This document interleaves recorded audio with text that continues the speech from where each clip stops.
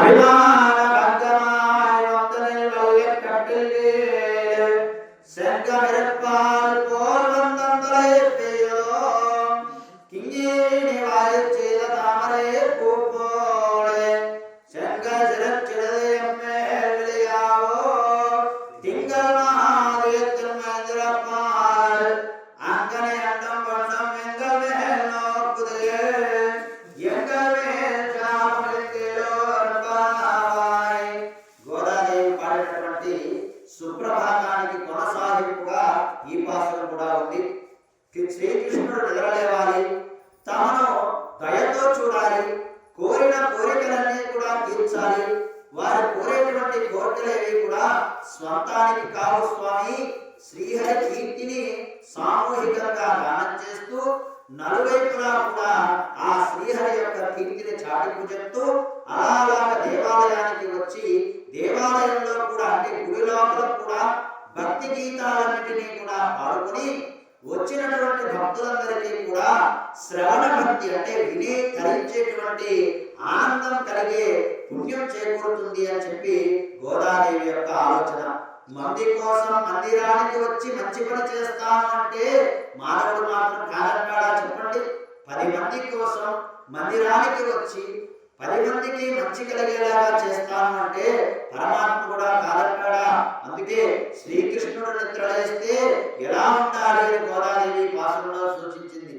స్వామి, నేను కళ్ళు తెరిస్తే సూర్యచంద్రుడు ఒక్కసారి ఉదయించినట్లుగా ఉండాలి. ఇవి రెండు కూడా శ్రీమన్నారాయణుడి యొక్క నేత్రాలే కదా.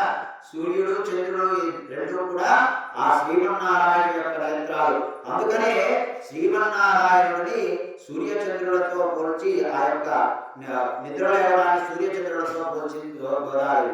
అప్పుడే ఇచ్చుకున్నటువంటి ఎర్ర తామరల వంటి ఆయన కళ్ళు తెరిస్తే చూడాలని రెప్ప కొట్టకుండా ఎదురు చూస్తున్నారట గోదాదేవి. మిగతా గోపికలందరూ కూడా ఎలా ఎదురు చూస్తున్నారా అంటే గజ్జలలాగా ఎదురు చూస్తున్నారు. గజ్జ ఎలా ఉంటుంది?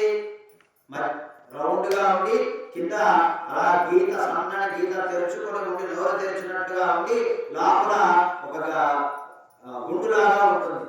అంటే ఆ కళ్ళు వీళ్ళు గజ్జలలాగా తెరుచుకొని లోపల ఉన్నటువంటి కనుగుడ్లు ఎలా అయితే ఆ గజ్జ లోపల ఉన్నటువంటి గుడ్డులాగా కళ్ళు తెరుచుకొని కదేకంగా స్వామి కోసం చూస్తున్నారట. ఎప్పుడు స్వామి కళ్ళు తెరుస్తాడా అని. మరి ఇంకా వివరంగా చెప్పాలి అంటే అనన్య శరణాగతి. అనన్య శరణాగతి అంటే సమస్తము కోల్పోయినటువంటి రాజు కొంతమంది ఉంటారు. ఇతరులు సమస్తము కోల్పోయి ఇక పరమాత్మ నీవే మాకు శరణ్యం, నీవు తప్ప ఇతరం ఎరుగా అని చెప్పి ఆ పరమాత్మ దగ్గర ఆ పాదాల దగ్గర ఎలా అయితే పడి ఏడుస్తూ ఉంటారో, ఆ స్వామి కోసం చూస్తూ ఉంటారో, మాకు ఇంకా నీవే రక్ష అయ్యా అని చెప్పి చెబుతూ ఉంటారో, అలాగా నీవే తప్ప ఇతరం ఎరుగా అన్నట్టుగా కాళ్ళ వేళ్ళ పడడాన్నే అనన్య శరణాగతి అంటారు. దేవుని నువ్వు తప్ప నాకు ఇంకా ఏ దిక్కు లేదు అన్నట్లుగా ఆశ్రయించాలని పరమ వైష్ణవమైనటువంటి శ్రీ వైష్ణవం చెబుతోంది. వైష్ణవ తత్వానికి ఇదే ప్రధానమైనటువంటి కీలకం. విశిష్టాద్వైత భావనకు ఇదే బీజం. విశిష్టాద్వైత సిద్ధాంతంలో ఎప్పుడు కూడా పరమాత్మ తప్ప మరి ఇంకా వేరే ఏ ఆలోచన లేకుండా నిరంతరం కూడా నారాయణ జపం చేస్తూ ఉంటే ఏదో ఒక సందర్భంలో నారాయణుడు తన కళ్ళు తెరిచి చూస్తాడు అనేటువంటి అందులో ముఖ్యంగా సంచిత ప్రారంభ. అయితే కృష్ణుడు కళ్ళు తెరిచి చూస్తే ఏమవుతుంది అంటే ముఖ్యంగా సంచిత ప్రారంభ ఆగామి కర్మలు, ఇవి 3 ప్రధానమైనటువంటిది. సంచిత ప్రారంభ ఆగామి. సంచిత అంటే జన్మల యొక్క పాపాలు తొలగిపోతాయి పరమాత్మ మనల్ని చూస్తే.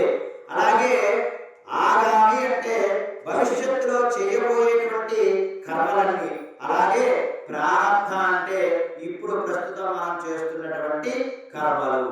ఇవన్నీ కూడా తొలగిపోయి కర్మలన్నీ కూడా సమూలంగా నశించిపోతాయని చెబుతోంది గోదాదేవి.